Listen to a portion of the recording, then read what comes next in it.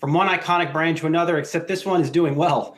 Apple is fixing its Face ID to allow users to unlock their phones while wearing a mask. Here to discuss is Yahoo Finance's tech editor, Dan Howley. So, Dan, have you tried this yet? Is it out? It's out now. It's part of the most recent iOS update for iOS 13. And what will happen is when you have a mask on, rather than failing multiple times and then having to, tap, tap, tap, you'll be able to swipe up.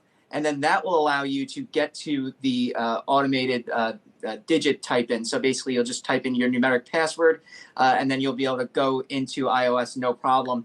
It's something that they've had to deal with because of the masks. There were some workarounds. My wife had figured out one where you could put half a mask covering your face and then re-register your face for Face ID. But this is a much simpler way to be able to get around that while still ensuring you can use Face ID on a normal basis when you're not wearing a mask. And this is also the iOS update that includes the APIs, the application, basically program interfaces for health authorities to start using health tracing or tracking that will allow them to build out those COVID-19 tracking softwares that Apple and Google have been talking about. Again, that's not going to track you all the time or your location specifically. It'll just let other people know who have the app installed whether or not you've been infected with COVID.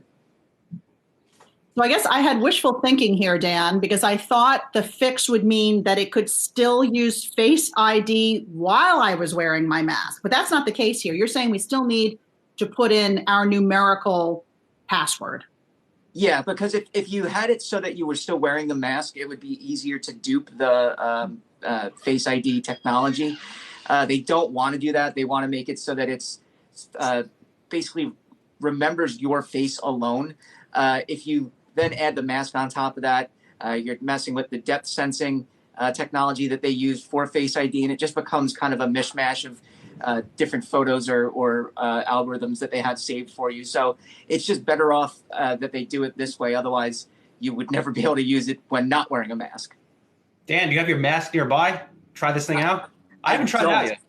I don't have my mask nearby, but it is very easy to use. I just updated my my iPhone to use it. So it's simple and it'll work no problem for you. Is this the new, Dan, is this the new benchmark in terms of Face ID? Are we likely to see, let's say, Microsoft come out with something like this? Apple's Face ID is really kind of top of the line. We've seen other companies try to do this in their smartphones, but it just doesn't work as well. Samsung, for instance, Google is another example. Neither of them have been able to really match what Apple is able to do with Face ID, and that's because of the depth sensing technology, the IR blaster that they use from the actual top of the phone. That's why you have that notch in devices from the iPhone 10 onwards. They have a whole bunch of different sensors built in there, and other companies just aren't putting that into their smartphones. And as a result, their Face ID technology, or their face unlock technology, as they call it, just doesn't work as well as Apple. So I think for the meantime, this is going to continue to be the gold standard. Remember, Face ID is more secure than Touch ID because your face, they're able to use that IR blaster to really determine who you are versus someone else. You can't fool it with masks. You can't use it if your eyes are closed. So it really is the gold standard, and it'll continue to be that way, yeah. Well, now I have a new reason to update the software on my iPhone, which I hate doing. I know you hate it too, Dan. I know you're a tech guy, but I know you hate it. It's true. All right, Dan Howley, thanks so much.